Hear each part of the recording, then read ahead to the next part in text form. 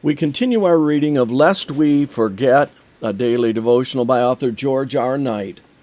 Today's reading, March 1, Bates Gets the Sabbath, Part 2.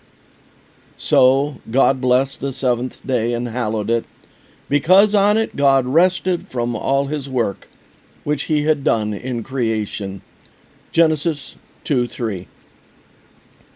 Yesterday, we noted that the Seventh-day Baptists had had some results in their efforts in the early 1840s to stimulate attention among other Christians regarding the biblical Sabbath. Interestingly, a significant part of that interest had developed among the Millerite Adventists.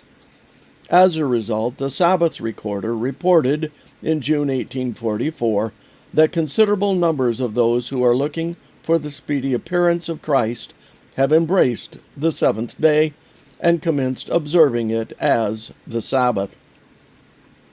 The Recorder went on to suggest that obedience to the Sabbath was part of the best preparation for the Advent. We do not know exactly what the Recorder meant by saying that considerable numbers of Millerites had begun to keep the Sabbath by the summer of 1844, but we do know that the issue of the seventh-day Sabbath had become problematic enough by September for the Millerite Midnight Cry to publish 2 lengthy articles on the topic.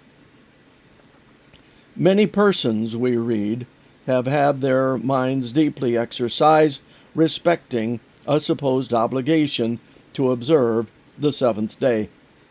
The editors decided that there is no particular portion of time which Christians are required by law to set apart as holy time.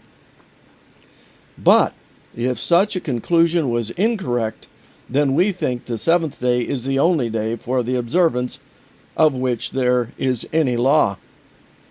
The final article concluded with the thought that the Seventh-day Brethren and Sisters are trying to mend the old broken Jewish yoke and put it on their necks.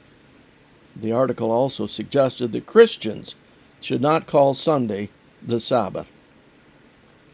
The Seventh-day Baptists responded to the Midnight Cry articles by noting that the new discoveries of the Second Advent believers, which makes it morally certain to them that Christ will come on the 10th day of the 7th month, has probably unfitted their minds in a great measure for the consideration of the claims of the Sabbath upon their attention. And so it had. But biblical truth is persistent, and for that we can be thankful.